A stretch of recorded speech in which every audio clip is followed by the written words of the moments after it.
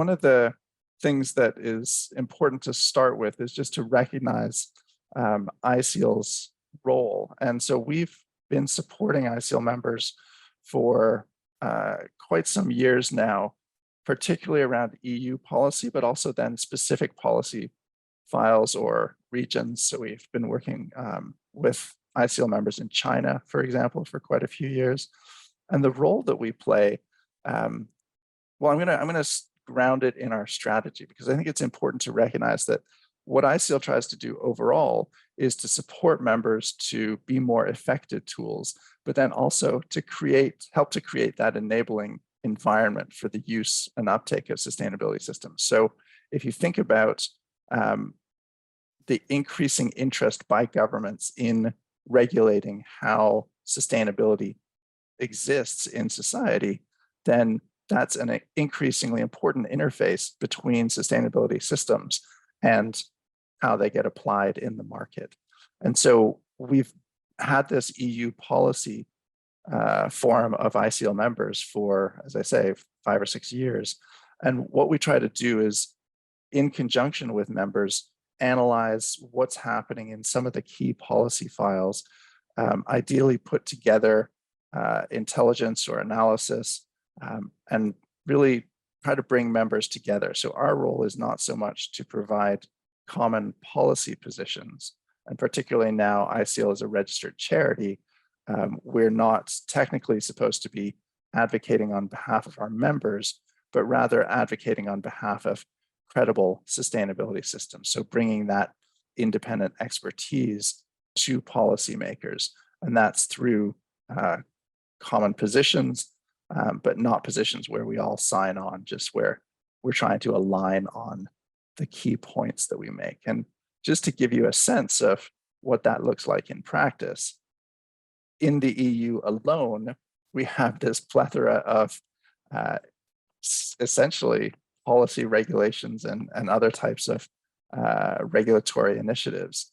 So at the high level, all of this fits under the EU Green Deal, but within that, there's the Farm to Fork initiative, the Circular Economy Action Plan, the Biodiversity Strategy, and those overarching frameworks have within them dozens of different policy initiatives. And I have a slide about challenges at the end where, one of the key challenges is clearly the ability to have any kind of cohesion between each of these different initiatives. But you can see that there are different types of EU policy initiatives.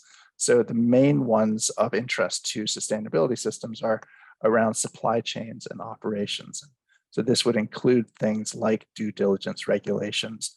And you've got the broad European Sustainability Due Diligence Directive, and then more specific pieces like the deforestation regulation. And so the ones that are highlighted in dark blue, those are the ones where we've been active, and we've, given our capacity, had to really focus in. There's probably 3 or 4 other main files that we would like to have more time to engage on, but we've chosen, based on member priorities, these 4. And so there's 2 in the supply chain and operations field. And then if you think about the other places where you can have regulatory initiatives, corporate reporting is a really important and quickly evolving space. And we'll talk about that from a disclosure and reporting perspective. A lot of that is happening outside of government regulation at this point, but is quickly impacting the expectations on companies. So how they report is covered in the European Sustainability Reporting Standards, but then the interface with consumers is the other one where it's particularly important for many of our members because of your claims and the direct interface with consumers. So there's a broad directive that is about empowering consumers for the green transition. And it's a version of it, the proposal was released just, I think, late last year. And then the one that Praveen was talking about, the Green Claims Directive, that's the issue of the moment. This is a really big, potentially existential crisis for sustainability standards, depending on how it falls out, particularly around the legitimacy of our ISEAL members' types of standards that are more focused on the production systems rather than on the products themselves. But that just came out last week. We'll talk more about it. And luckily, it's not potentially the most significant threat that we thought it could be. And then finance and support to companies is really it's a bit tangential for many ISEAL members, but it does have some far-reaching effects. Like the top one listed there, the EU taxonomy, is essentially a classification of these are all the types of things that are considered to be particularly environmental activities. And that list acts as a qualifier for all sorts of sustainable finance and other types of regulations to say, if you're going to be investing in what you want to call sustainable products or systems or sectors, then they need to be part of this taxonomy. So just recognizing that there's an important link as to what gets counted as an environmental activity or a sustainability activity. So just looking at the interface then between these regulations and sustainability systems themselves, and I'll focus again on the supply chains and operations, because what we see is that this is very much about how can sustainability systems provide or be a tool that companies can use to fulfill expectations around their supply chain. So you can imagine in a due diligence scenario, that's the government saying to companies, you need to do your due diligence. You need to ensure that these things aren't happening in your supply chain, or that you are identifying and mitigating things that are happening in your supply chain. And sustainability systems are really good tools for supporting that type of activity. It's about being able to provide that kind of risk assessment and compliance assessment or compliance data. It's also about being able to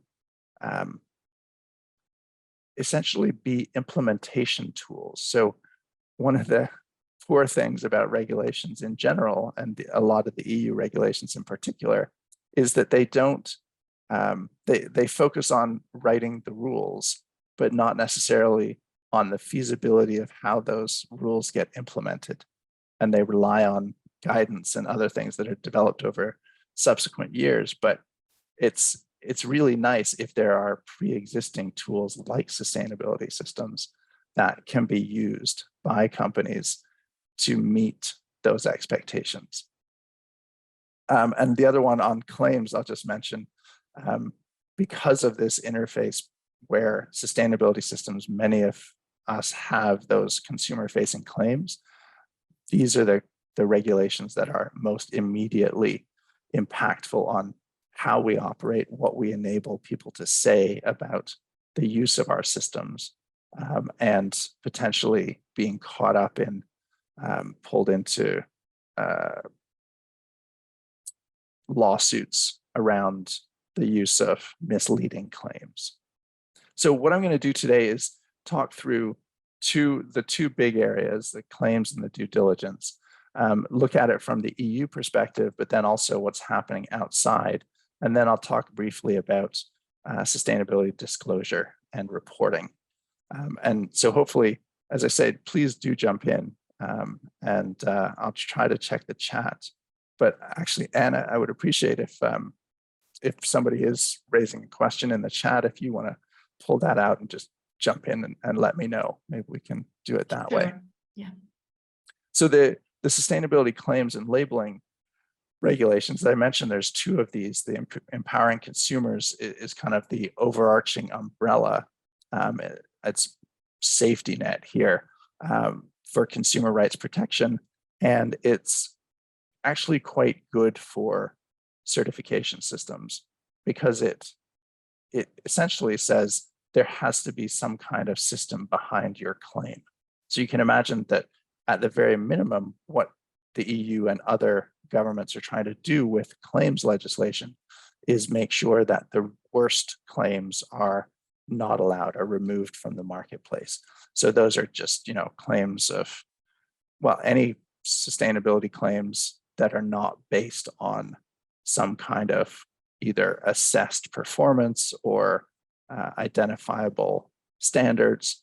And so all of the things in the Empowering Consumers Directive were things that are basically used by ISEAL members, so are part of our certification systems.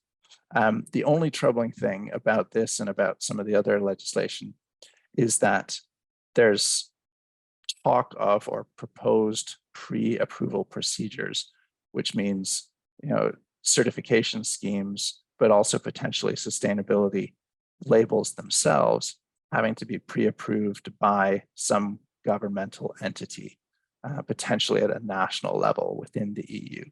And so nobody really knows what that will look like or how feasible it is, particularly if it becomes about approving what companies are able to put on their products. Now, the Green Claims Directive, the reason this was potentially an existential crisis is because each of these comes from a different part of the EU, a different directorate, and they all have their own bias and interests. And the Green Claims one was particularly coming from a place of life cycle analysis or product environmental footprinting. And this is, it's a really valuable approach, which is focused on products and saying, okay, well, the sustainability of the product should be based on an assessment of the sustainability of all stages in the life cycle. And that's great, except that many of ISEAL member systems are focused on the production phase of that life cycle. And so it's a disconnect if you're trying to communicate something just about the production phase rather than the whole life cycle. And luckily, in the draft that is currently out for consultation, they have stepped back from just saying life cycle assessment, and they now include criteria for evaluating whether the environmental claim is appropriate, whether there's the sufficient information included with the claim to back it up, and whether there's criteria about the scheme behind the claim. So that works reasonably well in reflecting how systems like ISEAL members work. The big point here, at least in this proposal, is that they are now talking about accreditation needing to be essentially, they don't say this explicitly, but essentially by national accreditation bodies. So if you have a scheme, a certification program that doesn't have either accreditation by national bodies actually, that's the only option now. So many ISEAL members will, for example, use ASI, Assurance Services International, as a assurance/accreditation body. But if you have an informal system, and we can discuss the implications of this for SAN,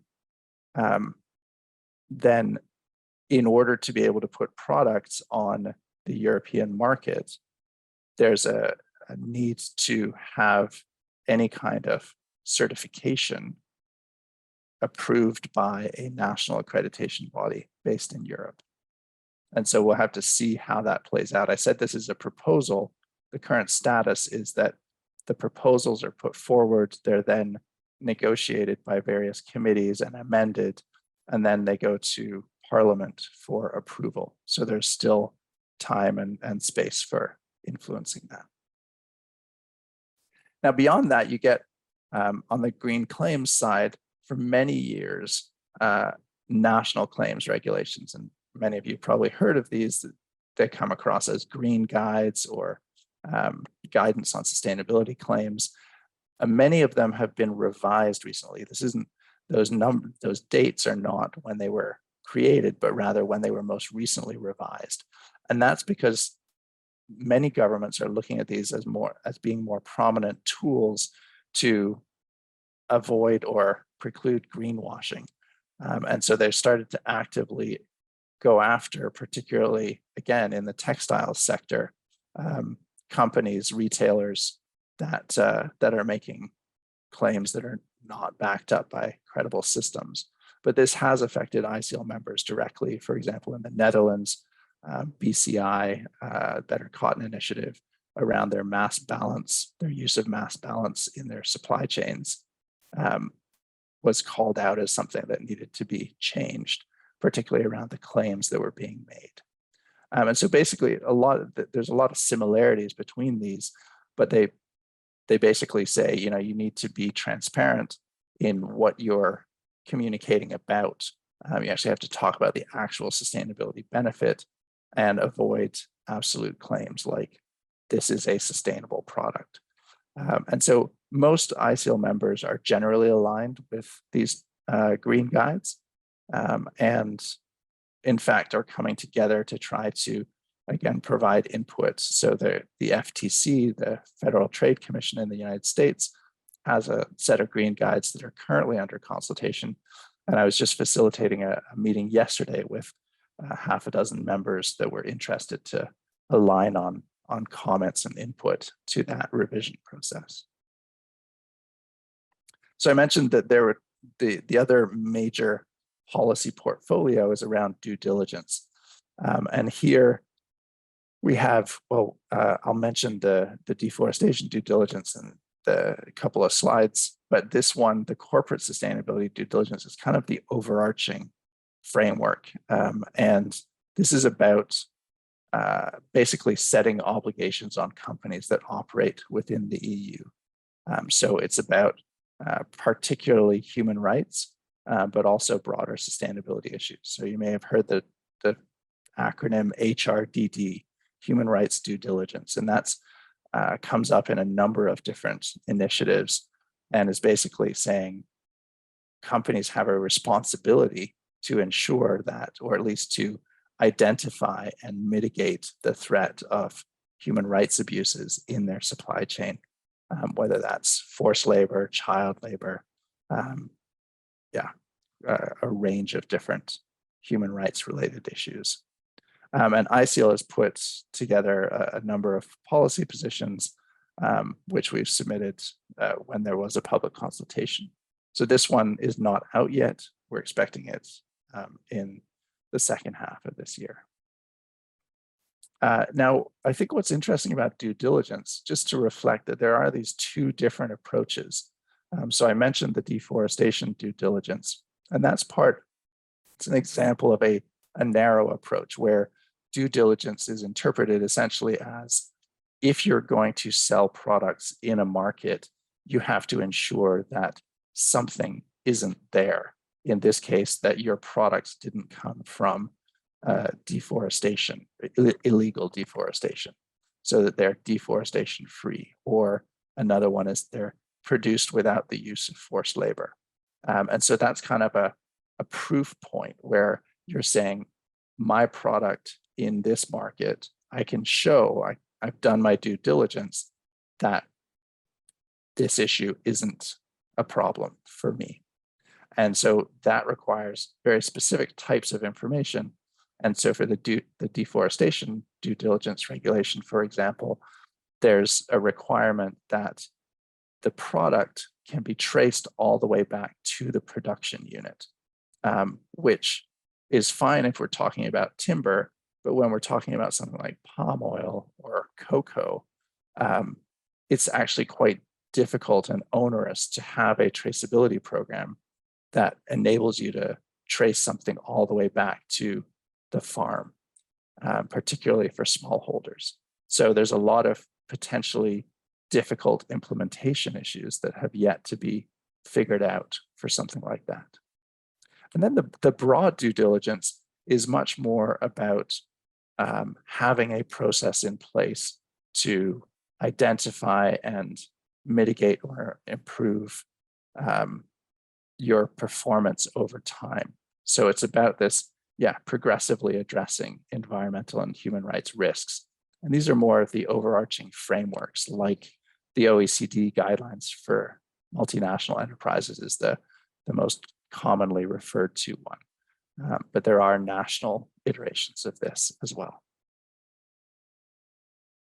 And not to overwhelm you, and I won't go into detail here, but these are some of the other key EU files. So these are the ones where we haven't been able to focus so much effort. And I'll just point out that within something like the farm to fork strategy, there's 27 legislative and non-legislative measures.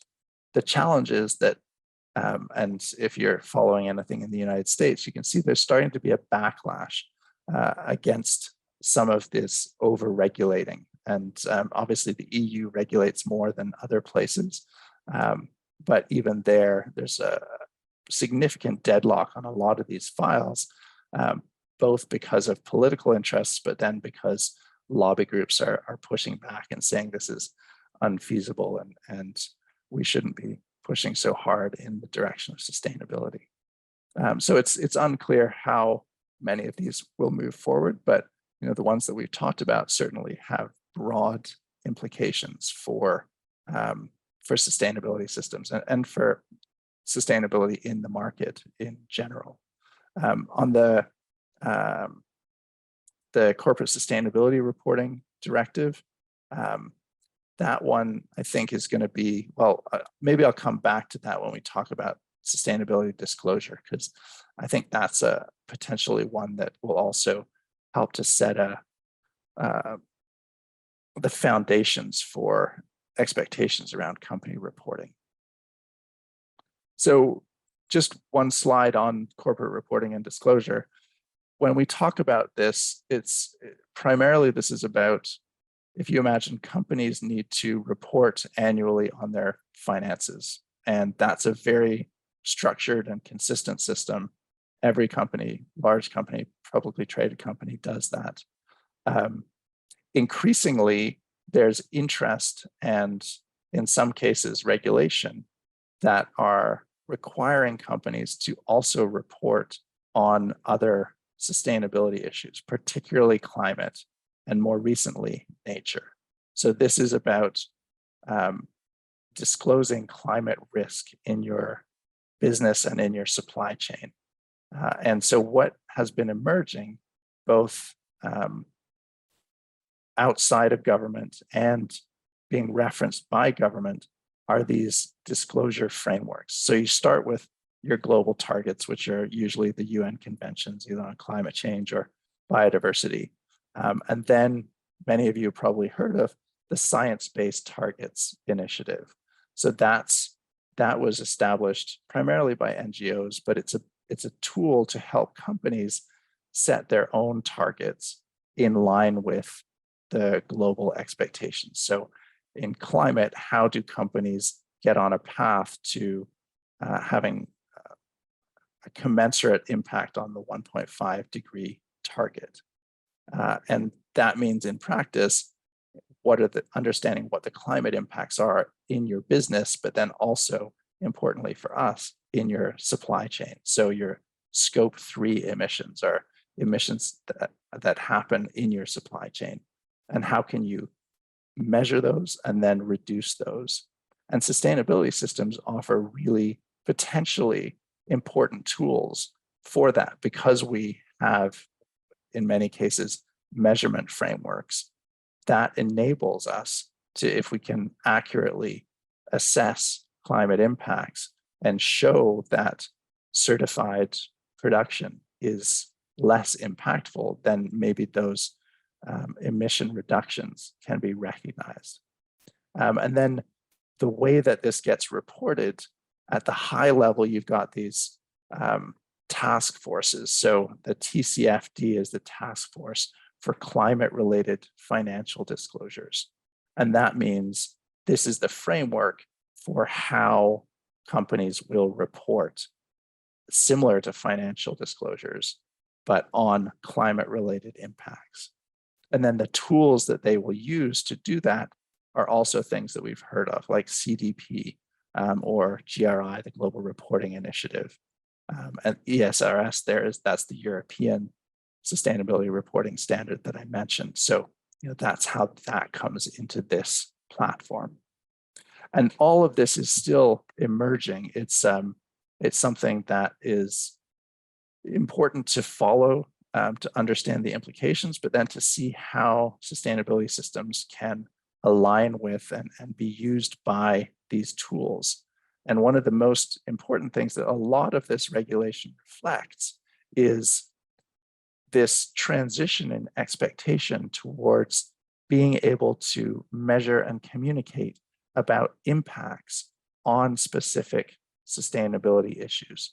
So rather than saying, in the case of many sustainability systems, we're certified and that's good. Now the certification label is less important, and it's more about what performance improvement did my participation in this system deliver? What can I say about the change in or the improvement in climate, in biodiversity? And so that's kind of reflected in these disclosure frameworks and reporting. And the acronyms on nature, similarly, I don't need to run through all of them, but just to note that there are science-based targets for nature. There is a nature-related financial disclosure task force. There's a methodology for assessing nature, but that whole space around nature is much more complicated because it's not, there is no single target. I mean, they're starting to get targets set out of the Convention of Biodiversity last November, but there's no agreed methodology or approach to measuring biodiversity effectively. And so that's a very dynamic and emerging space. And so I have just one final slide, which is just to note some of the challenges inherent in all of this. And you can see it's big and it's messy, and governments generally don't know how to write good regulations. So, for any of you who are familiar with the Renewable Energy Directive, which was an EU initiative from probably 10 years ago now, it still exists. But they, for example, this was about any products that came from renewable energy coming into the EU, so biofuels in particular. They recognized sustainability systems as implementation mechanisms, but the way they did it was so poor that it created a whole raft of new certification programs that were created just to meet that regulation, and were very much low bar standards. So there's a lot of challenges inherent in governments doing this, but because they are getting into regulation of the sustainability space, we need to try to influence them, but we also need to try to work with what they produce and make sure that sustainability standards are recognized. So some of these challenges are obviously the coherence between expectations of what the business or companies want and what the governments want is not often aligned. There's also very little alignment between how different directorates within the EU are approaching legislation. There's a significant gap in not focusing on social issues. So this environmental focus is very much, somehow sustainability is being defined quite narrowly in a lot of these portfolios. Obviously, human rights due diligence is the exception, but still it would be nice if we were more holistic, particularly because we know that livelihoods and social equity and well-being underpin long-term durable environmental solutions. A lot of these regulations kind of assume that there's good measurement, that we're able to get the data, and unfortunately that's not the case. And I know we've been working a lot on measurement, and SAN has as well. And that's, I think, quite challenging to understand. How do we get to a place where we have good enough data? And the supporting measures, so the implementation tools, how this actually gets put into practice, still very undefined. And so there's a lot of open questions there. And finally, just recognizing that this is very much from a individual company perspective. And a lot of the most promising initiatives that we're seeing are either sectoral, where companies and other stakeholders come together in a sector, or place-based, where you're bringing together local governments and local stakeholders with companies in the supply chain through landscape and jurisdictional approaches, for example. And so there's no recognition of those collective action initiatives. And that's something where I think they're really missing a trick.